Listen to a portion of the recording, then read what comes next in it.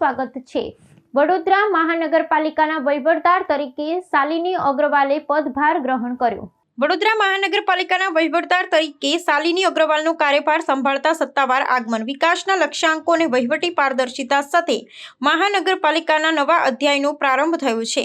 વડોદરા મહાનગરપાલિકાના વહીવટદાર તરીકે વરિષ્ઠ સનદી અધિકારી શાલિની અગ્રવાલ આજે વિધિવત રીતે પદભાર સંભાળી પાલિકામાં પ્રવેશ કર્યો છે। સત્તાધારી પક્ષનો શાસનકાળ પૂર્ણ થયા બાદ રાજ્ય સરકાર દ્વારા લેવાયેલા નિર્ણય મુજબ તેમણે વહીવટી તંત્રની ધુરા સંભાળી છે। પાલિકાના મુખ્ય કાર્યાલય ખાતે ઉચ્ચ અધિકારીઓ દ્વારા તેમનું સ્વાગત કરવામાં આવ્યું હતું અને ત્યારબાદ તેમણે તુરંત જ વિભાગીય વડાઓ સાથે પ્રાથમિક બેઠક યોજી શહેરની વર્તમાન સ્થિતિની સમીક્ષા કરી હતી।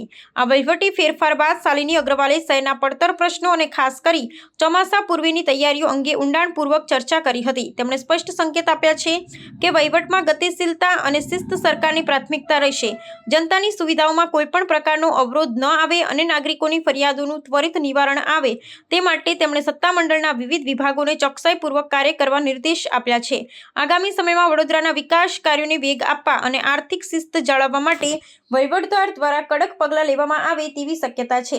નગરજનોમાં પણ નવા વહીવટદાર અનુભવ અને કાર્યશૈલીને લઈ ભારે અપેક્ષાઓ જોવા મળી રહી છે।